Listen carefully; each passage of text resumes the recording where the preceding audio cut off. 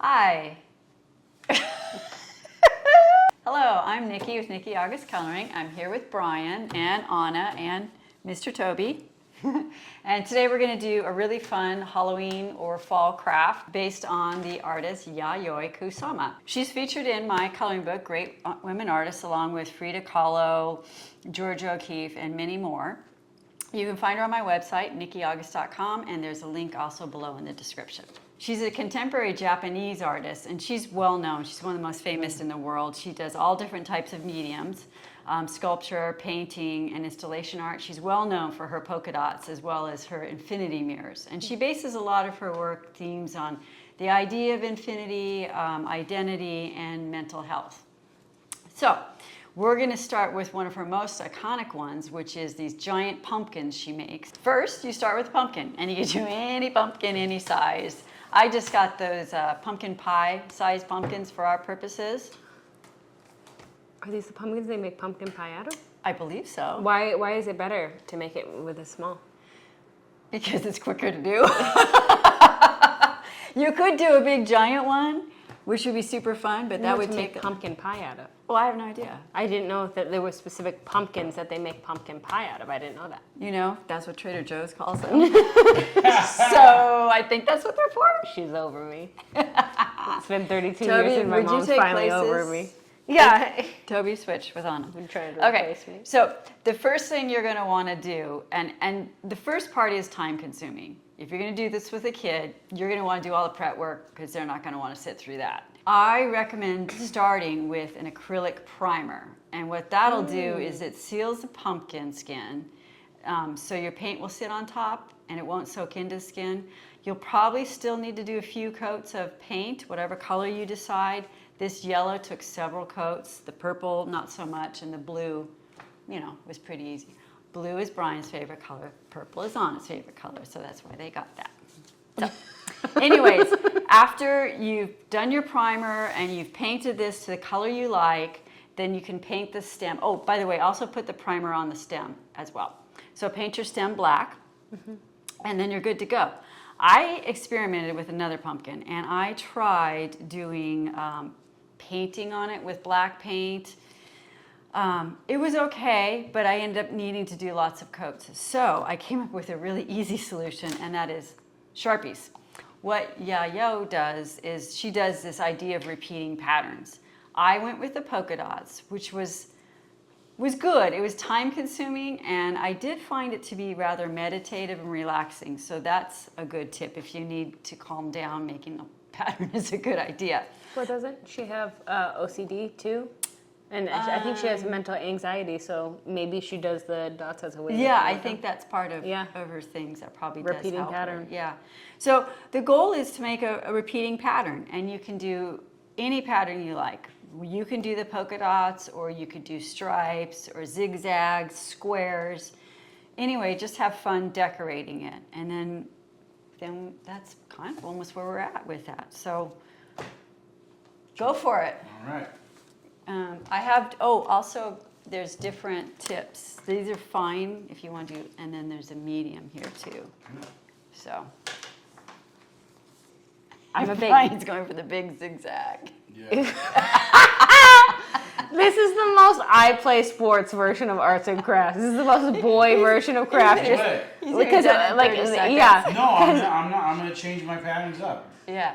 I remember one time, it was the first time we were at a friend's Halloween party, and he had never carved a pumpkin before, make a jack-o'-lantern, and he was really excited to do it. And he got so excited. And then he got the tools, he got the pumpkin, he was all in. And then about 2 minutes into carving it out and taking the guts out, he was done. But he was dedicated, so he still did it for another hour. And I've never seen, he just gave up so quickly. Well, that was like last Christmas when we did the gingerbread houses. Yeah, you gotta have the energy for that. Arts and crafts has always been kind of my least favorite thing in school. Aw. It was just one of those things where, I was like, man, I'd much rather be like recess. Yeah, it's definitely for different people.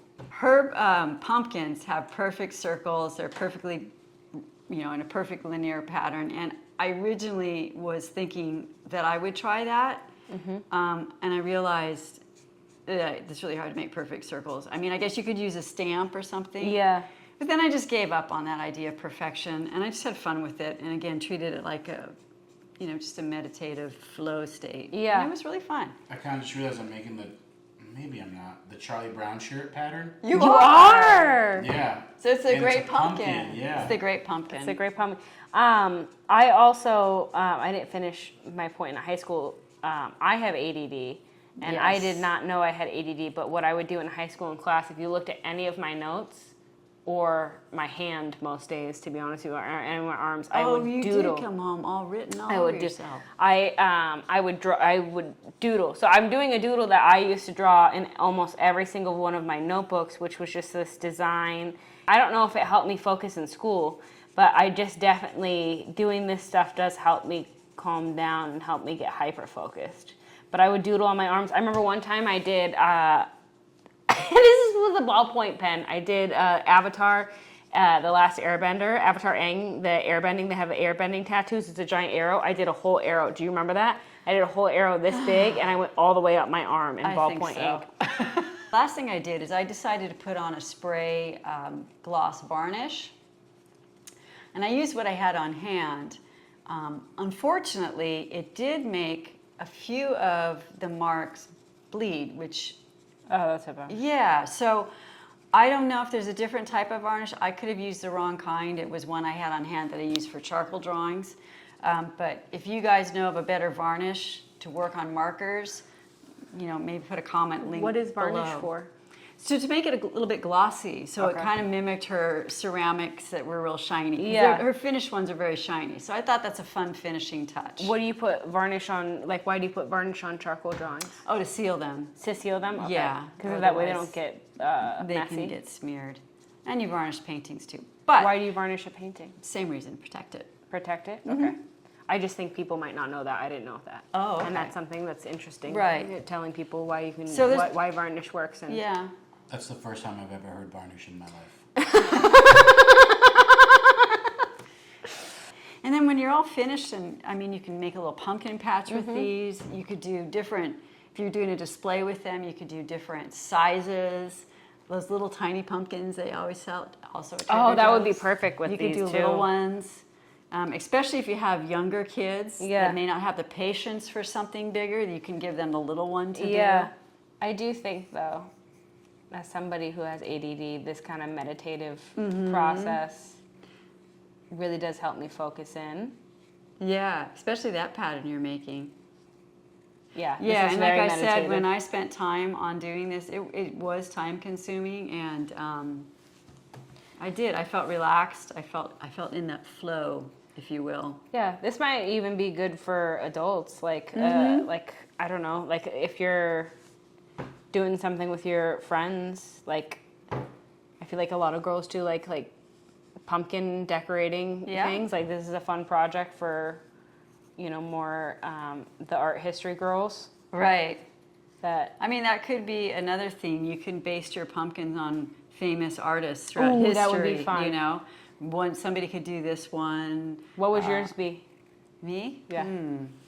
Well, this was fun. But if you could paint it any other way and do any other style. Gee, I don't know. I have to think about that. Because I think some of the artists I like would be hard to translate into a pumpkin. Well, Pollock's easy. That's true. You could do a Pollock would be splatter easy. one. Yeah, Brian likes Pollock. Oh, that's right. Brian, you could have done a splatter pumpkin. That would be fun. That would definitely be messy. You wouldn't want to do that in the house. Pass, Brian. Pass him the mic. As a person who does not like arts and crafts for as arts and crafts goes, I think this is like a fun. Because like the reason I hated arts and crafts is because I had to cut stuff, and then I had to glue it on, and then I had to like have a shape, draw the shape, and like color. Like all I have to do is kind of make my own shape and color it in. Right. So I think like if you have a boy or a girl who doesn't like arts and crafts, this is like a fun arts and crafts thing to do that is like arts and crafts light. You know what I mean? Arts and crafts light. Yeah. Like I don't have like a a headache doing this. And I think that's pro. a good metric. I think that's a good metric for somebody who hates arts and crafts. There you go. Thank you for sharing. Toby, what did you paint first? This is ugly. Oh, it's not that bad. You done? Yep. Oh, that bottom's sick. Look at it. I did a good job with that. Nobody cares. It looks really good, Anna. I know. Thank you. So as you can see, everybody did a different pattern. We didn't follow exactly the circle pattern, but I think that's the point of it, to just have some fun, get in maybe a meditative flow. It's an easy project once you have the prep work done.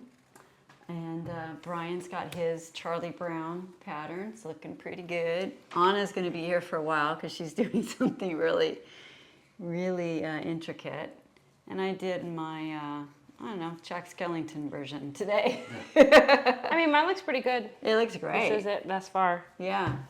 So I think they're really fun. And you can imagine a whole bunch of different pumpkins with different kinds of repetitive patterns. I chose to use the markers for making the dots and I was going to make a lot of them. And so it really worked well for that because I didn't have to keep going back and repaint because I didn't have to keep going back and putting more coats on top of it. It was nice solid black. But yeah, your kids could just paint whatever on them. They don't necessarily have to use the markers. Please like and subscribe, and I'd love to hear comments below if you've tried this, if your kids enjoyed it, and how did it turn out for you. Also, if your kids love coloring and they love learning, our company, we make educational coloring books, and I do have one just all about women artists throughout history. This one is about women in science, and then this one is about dogs of the world, so the kids can learn about different dog breeds and the countries that they come from. All this can be found on our website on nikkieaugust.com, and let us know what more crafts and things you would like to see. Thank you. Bye. Happy Halloween.